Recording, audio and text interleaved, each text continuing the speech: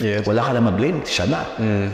It's not gonna work if you want success, if you want money, if you want happiness. It's not gonna work. What's gonna work here is, yes, the world happens to me, and you know what? I have a choice. I can stay victim or I can take responsibility and be better. Tulad ng kwento mo, pwede ka namang magwala. You know, hindi ako binigyan ni daddy. Bakit palpak ka pa rin? Kasi namalita ko eh. Pwede mo yung pangawakan, pero yun bang gusto mong buhay? Hindi. Yes. Yes, hindi ako binigyan, pero you know what? Okay lang yan. Kaya ko naman eh. Ako, yan yung pangarap ko, no? Na buong Pilipino, tama na ang drama. Nakakapanood ka ba ng mga yung mga nagpapatulfo? Yes. Nakakatawa kasi yung mga nagsusumbong na victim, awang-awa ko kasi in the end, sila din yun eh. Nakakaya. Why? Because their thinking is, I'm a victim to the world. No. Yes, you are the victim, and is that what you want? If that's what you want, then be dramatic around it. Justify na itong ginawa sa akin kaya hindi ako masenso, kawawa ko. Go! If that's what you want. And then you put up a lot of excuses. Ba't hindi ko masenso? Kasi. Then you start blaming. Yes. Wala ka na ma-blame, siya na.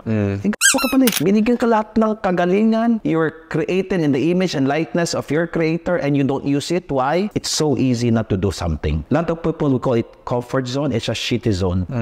It's not okay to be broke. It's not okay to be unhealthy. It's not okay to be lonely. And yet you'll say, comfort zone? No. You allowed it. Because my dream is hopefully 1% ng Pilipino mag-iisip na, yes, biktima ako sa nangyari sa akin, pero alam mo, may choice akong gamitin to para ikagaganda ng buhay ko. Come to think of it, all the worst things that happen in your life, it is the reason why you're successful today.